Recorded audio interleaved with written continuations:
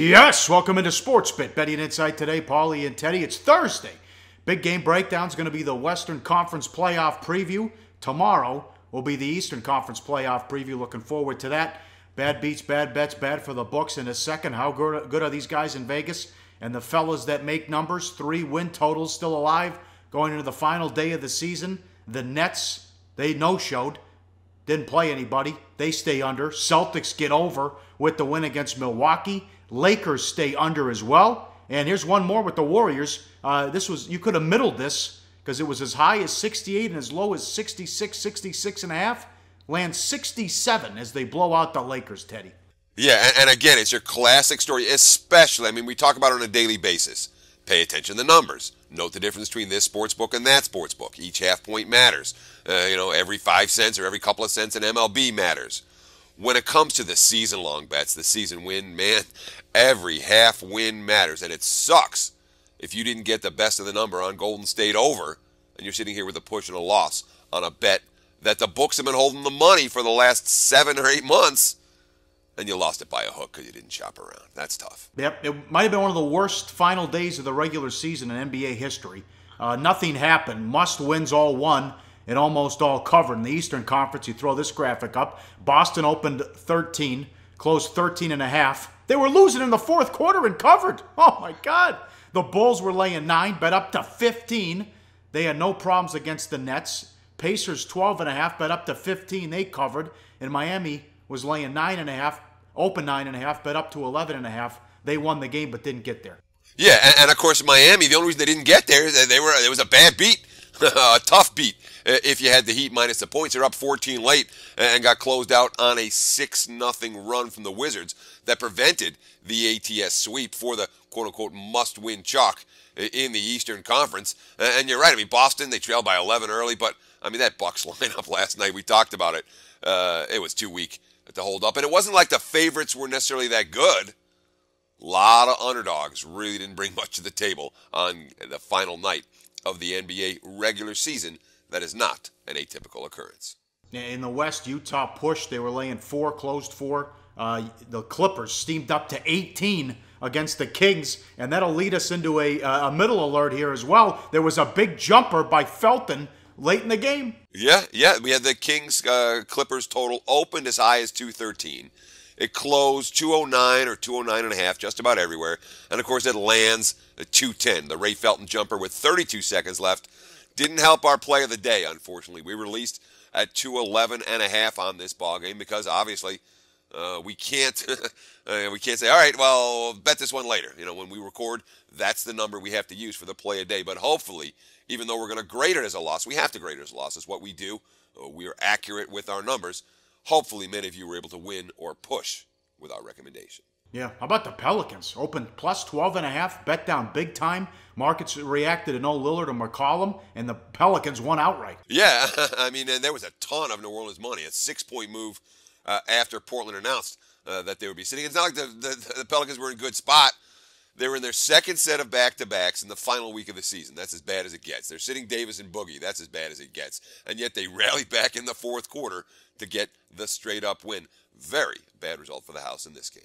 Yeah, and so likewise with the Orioles. The Orioles took money here and they blew out the Red Sox. Let's put it this way: Wednesday was not a good day. To be a sportsbook director here in Las Vegas or offshore. Bettors got a lot of these games right, and Baltimore certainly being one of them.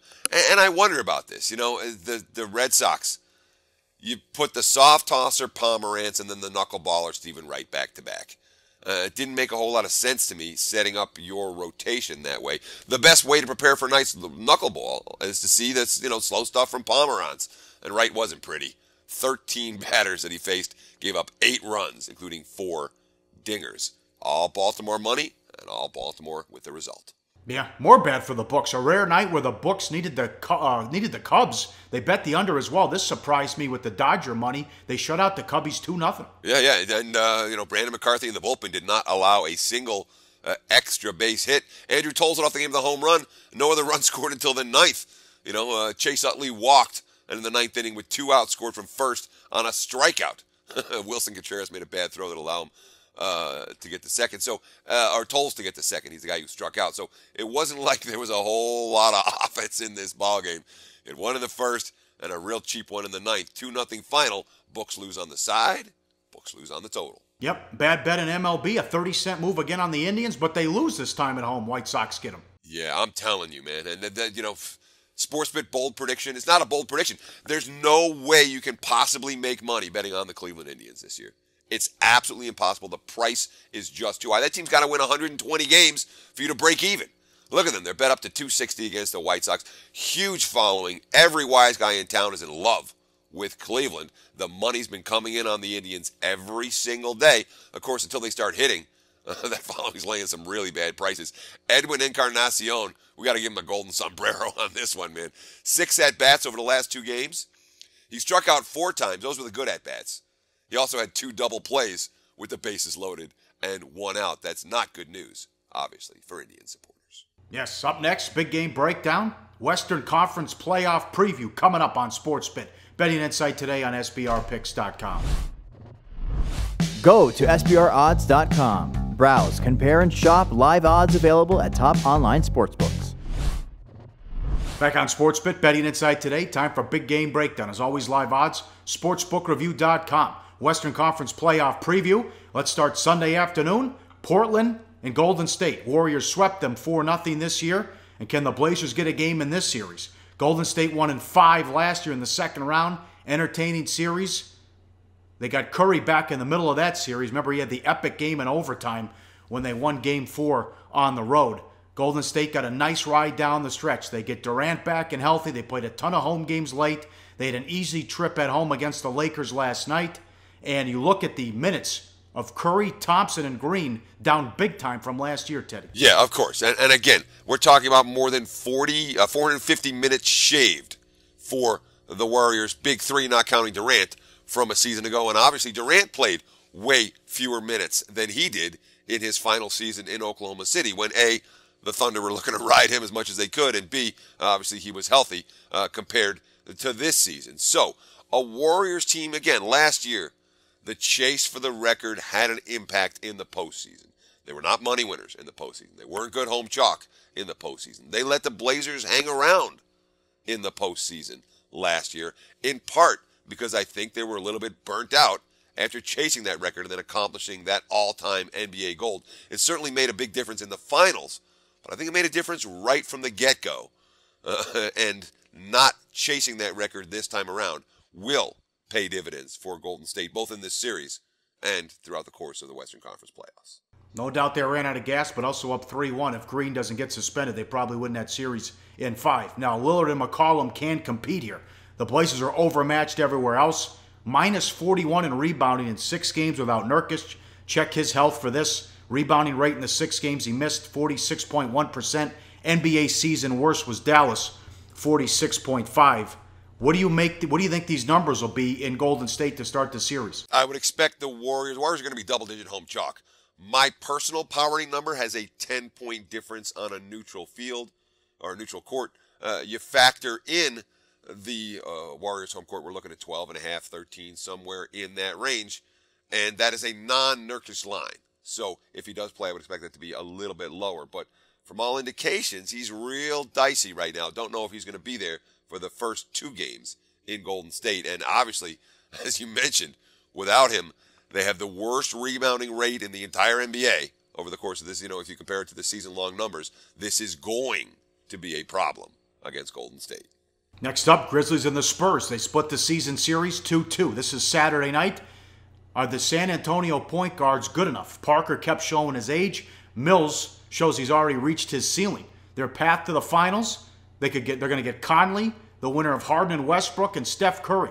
Could get Curry. 2017 real plus-minus in point guards. Paul, number 1. Curry, Harden, Westbrook.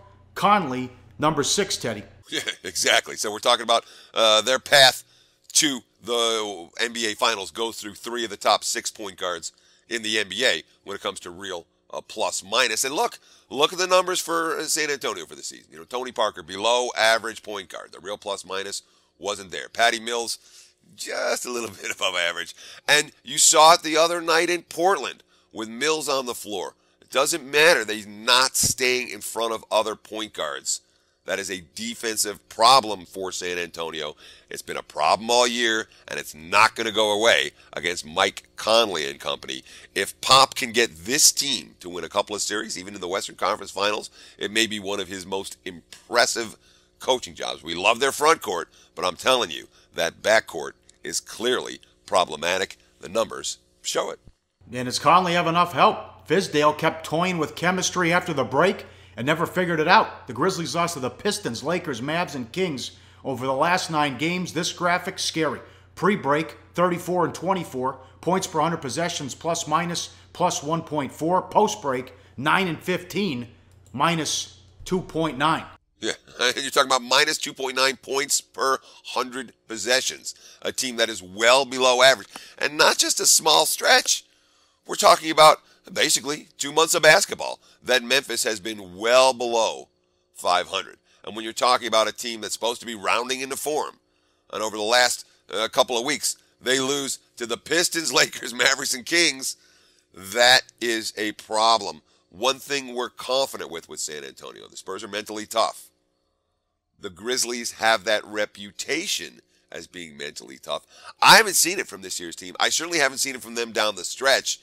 And when you talk about the issues with Fizdale toying with the rotations and toying with the chemistry, a guy who we loved in December and January, I didn't love him down the stretch, and I don't think the team got better in David Fizdale's first year as the Memphis Grizzlies head coach. I'll take the Warriors in 5. I think Lillard will go off in Game 3 to get a game at home, and I'll take the Spurs in 5 as well. What do you think? Sounds about right. I was certainly not looking at the underdogs in either of these 2 series. Thunder Rockets, Clippers Jazz coming up next on SportsBit. Betting Insight today on SBRPicks.com. Research before you bet. Be sure to check out SBR Picks for the best game predictions, breakdowns, and much, much more. Wrapping it up on SportsBit, Betting Insight today. Western Conference playoff preview continues. Sunday night on TNT, a good one. Rockets and the Thunder. Rockets won the season series 3-1, but all the games were close. 3 of the 4 were close. The only series where the season may have mattered, season history. Rockets 3-1 straight up in ATS. 2 of the 3 games decided by 3 points or less. You throw this up. OKC was laying 2.5. They won by 2 in a game the Rockets blew late. December 9th, Houston was laying 1.5. They won by 3 on the road. January 5th, they were laying 8 and won by 2 at home. And they just played March 21st in a track meet. Houston was laying 6. They won 137 to 125. The key is it's not going to be Westbrook against Harden. Each team has a good defensive counter out there. It'll be Beverly, who's a headache. He'll be going against Westbrook, and Robertson and Oladipo will try to contain Harden, Teddy. Yeah, and I mean, if you ask me who's more likely to be able to contain somebody, I'll choose Beverly against Westbrook versus Robertson and Oladipo against Harden.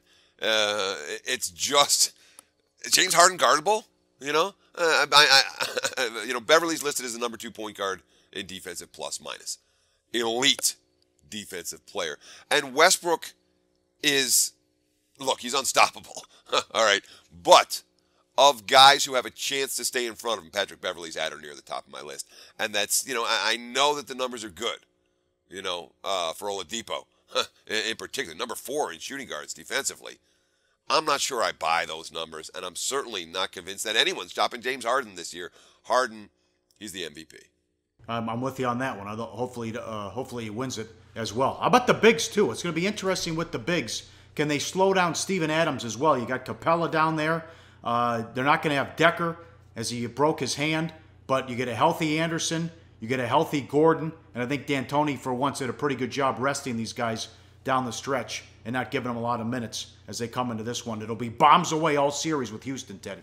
Yeah, it should be a lot of fun. Certainly from a total perspective, this is going to be one of the highest totaled series in modern NBA playoff history. And, you talked about some of those regular season numbers. I want to go back to Westbrook and Harden for a minute. All right, Westbrook, in the 4 games, 37 assists versus 24 turnovers. That's not a good ratio. He averaged 36.5 points, but it's not about points for Westbrook here. It's about making sure that his teammates get involved. Harden's teammates have been getting involved all year. And in the series against OKC, he only averaged, 20.5 points a game, but he took 33 fewer shots than Westbrook in those 4 games and had a nearly 2-to-1 assist-to-turnover ratio in those contests, 43 assists compared to 22 turnovers. All right, last up, Saturday night, Jazz and Clippers, 7:30 Pacific. A couple keys here. How good are the Jazz, number one, and with the Clippers? Did they finally turn it on, or did the easy schedule help? Clippers closed 11-2 down the stretch. The only losses by 2 and 1 point. Those losses were to the Kings and the Mavs, though. And also, when they went up against an elite team, the Cavs sat everybody, and the Rockets sat everybody in the second half on the Monday game on TNT. But freshness can be physical and a psychological factor. CP3 comes in at 534 fewer floor minutes than last year. That's big. Yeah, sure. We talked about how the Golden State trio, the big three other than Durant, combined for about 500 minutes less than last year. Here's Paul by himself with 534 fewer floor minutes than a season ago. And again, we talk about this Clippers team. We talk about Chris Paul in particular. How many times have we seen it for LA? A key injury derails them in the postseason. Paul's not healthy in the postseason, and that has led to some relatively early playoff exits for LA in recent seasons. That is not the case here in 2017. The Clips, maybe they're lucky schedule-wise that things broke out right for them, but they are fresher and they are healthier than they've been in a recent season heading into the postseason campaign. They also have the Jazz number. They won the season series 2-1. In the one game they lost, they blew a big lead in Utah, and they had that long winning streak against the Jazz. Quinn Snyder did a great job as they just missed the playoffs last year, and he got them into the 5 seed. But you want to talk about pressure. I mean, even if they get blown out by Golden State in the second round, they'll do the same thing. If the Clippers can't win this series, they'll blow that up. As they should, to be perfectly honest, because it's not like, the clock is ticking in LA. But I want to throw this graphic up because I do think that the Clips are going to win this series, and this is why. When you look at games missed for Utah this season, it's everybody. And not just a couple of games. You have George Hill missing 33, and Derek Favors missing 32, Rodney Hood missing 23, and Hayward out, and Gobert, who was healthy for most of the campaign. But the point is, when it comes to on-floor chemistry, all of these guys missing time doesn't help in the postseason when you're playing a team where the core has been together, like the LA Clippers core has been in recent seasons. I think it's a problematic matchup for Utah. The Jazz are going to win a couple games in this series. I wouldn't be shocked if it goes 7, but I don't think that Utah is better than LA, and I expect the Clippers to find a way to win this one. All right, tomorrow, Eastern Conference preview. That'll be a lot of fun. Well, we were hoping for series prices. We didn't get it on Wednesday night, so we'll do predictions. We'll have a couple picks tomorrow, possible upsets, sleepers. We'll do all that tomorrow as we get going with the series prices, and we'll have something for you tomorrow. And I tell you, Teddy, look at the matchups. The East looks pretty interesting in the first round. It sure does, and I'm disappointed. We don't usually have a show without a play of the day, but what are we going to do? I mean, we don't have lines up for the opening games. We don't have lines up when it comes to series prices, and all these numbers will come up on Thursday. That'll give us a chance on the weekend preview show to give folks a little bit of what they want. We will have a double POD on tomorrow's show. All right, looking forward to that. Check it out then. Tell your friends. And pleasantly surprised, I know you guys were excited for the final day of the regular season. A ton of views early up on YouTube and SBR Picks, so thanks for doing that as well and checking out the show, and tell your friends. Hardcore Breakdown tomorrow, and you know where to find us every day here on SportsBit. Betting Insight today on SBRPicks.com.